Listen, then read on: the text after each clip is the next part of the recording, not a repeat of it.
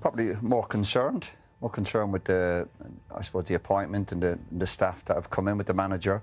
But I think I'd be like that with most people at this stage of the season, and looking at the group of players they have, it's going to be a big ask. You know, you look at Michael Carrick, whatever his remit was at Middlesbrough, I'm pretty sure was to probably get promoted. He didn't do that, so you could say he failed there.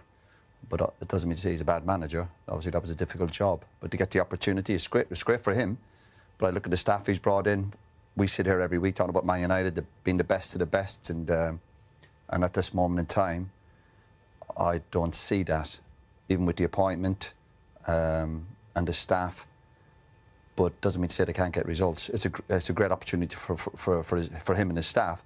But of course, I'm concerned. But I said that about the previous manager. You're concerned because of his credentials, or are you concerned because of the way it's a bit of everything? About? A bit of everything. The way it's come around, the staff, the decision making behind it, whatever's gone on upstairs. You sack a manager previously, then you go to Fletcher, and it's all happening. It just seems a bit of a circus act. Isn't really. it just a bit of a needs must for now? Yeah, the situation they found themselves in. Yeah, of course, and that doesn't mean to say they can't do well, and you know, there's still an opportunity. Second, but remember, if you like this video, please like, share, and subscribe, and don't forget to click the notification button so that you know when the next Big D video hits. And as ever, if there's something on your mind, if something is bubbling up inside of you that you need to express, please express it in the comments. Big D reads all of the comments, and he's always interested in what is on your mind. Anyway, in this clip, Roy Keane, as per, he is absolutely on fire this week. He is talking about, well, he's questioning, really. He's certainly not giving out any praise.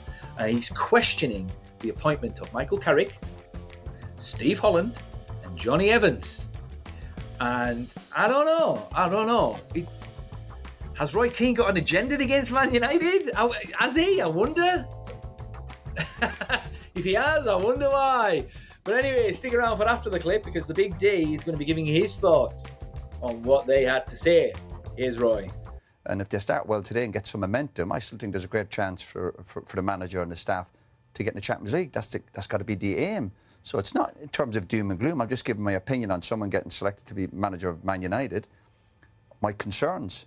But again, if they're successful and they win matches to get in the Champions League, because that'll be the aim, then I'll take my hat off to them. But I've got concerns, of course. Daniel, do you think that Manchester United right now, as of today, are a more dangerous proposition for Manchester City than they were a week ago, 2 weeks ago? It's difficult to say. You know, the typical thing is, new manager comes in, it's a rebound effect, the players are going to change. But I think they're facing a tough team. You know, we know Manchester City are going for the title, they're going to be fired up and ready to go.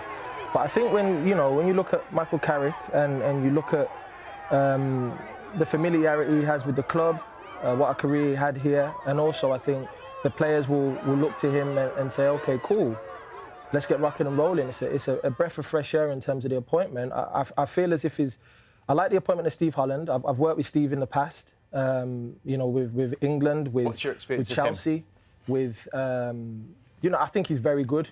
Fills you with confidence, fantastic coach. He knows the game up and down. And the one thing I can say is he absolutely fills his players with confidence. He makes you feel like you can, you know, perform to the highest degree.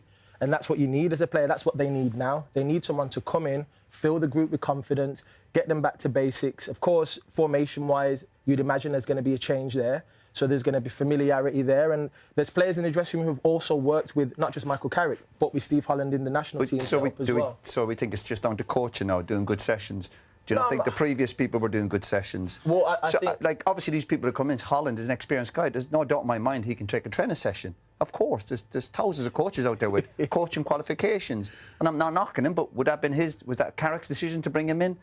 It's the dynamics of the group he's brought together. Would it be Woodgate? Seems to be, Roy, that perhaps they were looking for someone from the outside with a bit more experience to help this group. And I get that, but was that whose decision then was that?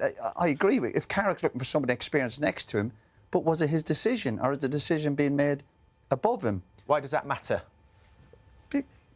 Because you'd like to think Carrick's had his own experience with different coaches over the years. He must know people and network with people to say, well, why has he brought Jonny Evans in? Why has he brought Woodgate in? Because he's worked with them previously. No, they might lack the experience of Holland, but I have nothing wrong with bringing people in that you think you might have crossed. But surely they must be the top people at their jobs. And if we sit here and we go back to Holland and people say, bringing someone in to do it. So is it just about coaching sessions then that's going to fix everything at Man United? I think it's more a feel-good factor. When we've talked about Man United previously, it's always been a little bit negative. I agree with Mike a little bit there. It's interesting what he says there. Whenever we talk about Manchester United, there's always a negativity. In fact, football in general is such a negative sport. It's just full of toxicity and negativity and people moaning about, they're getting, I don't know, people are moaning because certain people are getting jobs. People are moaning because they're getting teased by fans in the stand. And people are moaning because people are hiring their friends. People are moaning because of this. People are moaning because of that. People are moaning because people are getting sent off. And just people are moaning. The only time when someone's not mourning is if someone wins a trophy. But even then, I've seen Alex Ferguson absolutely lambast his players after winning a Scottish Cup final back in the day, back in 1983 or whenever it was. I mean, I was just born back then, but I've since seen the clip. But yeah, I don't know. I mean, at the very least, whenever a new manager comes in at Manchester United, there's usually a new manager bounce. So I'm hoping for that in the short term anyway. And if we could just get a little bit of consistency moving forward, then there's no reason why we can't achieve our aim of finishing in the top 4. And because everyone is so inconsistent at the moment that it's absolutely unreal. In fact, the most consistent team at the moment seems to be Arsenal. And that's why they're top of the league. Now, that may sound, well, obviously, Big D, duh. But what I mean by that is they're not blowing anyone away. Not at all. I mean, there was a time when Man City were blowing everyone away. Peak Man City when they had De Bruyne and they had Aguero and Sterling and all of that, and they were the first Centurions and whatnot. They were blowing the league away, basically. Liverpool, there was a time, a few years back when they were absolutely smashing everyone as well, and fair enough. There's times when Man United have absolutely blown teams away, like back in 1994, back in 99, 2000, 2001, and then 07, 08, 09. Chelsea as well, under Mourinho, when they were just unquestionably chomping at the bit and unquestionably the best team in the league at that time. But I don't think there's a team that is unquestionably the best in the league at the moment. It feels as though we're very much in a transitional phase, footballing in general. There isn't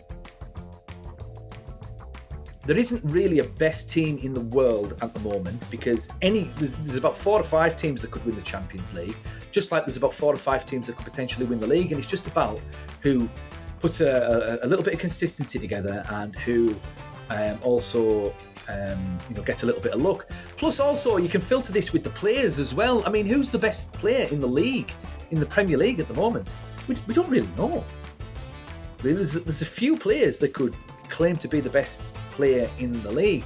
Who's the best player in the world? Again, there's a few players that you could potentially say is the best player in the world.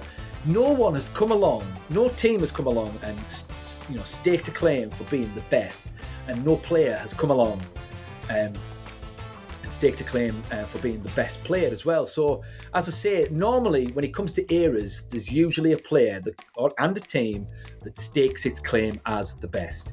Whether that's been Brazilian Ronaldo, whether that's been Man United or Real Madrid or a Zidane or a Cristiano or a Lionel Messi or a Barcelona, And everything just seems to be up in the air at the moment. We're just kind of waiting for that next great team to come along and just start bashing teams, and a player to come along that just starts putting teams to the sword, where teams, when they see that name on the team sheet, it just strikes terror in the opposition defence. And you can see whenever they get the ball, the opposition defenders just start sort of panicking and jumping in, and the player just starts dancing around. I mean, for years, Kylian Mbappe has been sort of flirting with it. Yamin Lamal, seems to be, coming close to that level as well. I mean, Harry Kane, he's smashing it over there in Bayern Munich. In the Premier League at the moment, I mean, if Bruno Fernandes gets a nice run in his number 10 position, there's no reason why he can't stake a claim as being the best player in the league. But we'll see. We'll see. What do you guys think? Is there too much negativity surrounding Man United? Who do you think will be crowning themselves as the best player in the world? And who, same with the best team in the league and in the world as well? Thoughts in the comments. Big D will see you in the next one.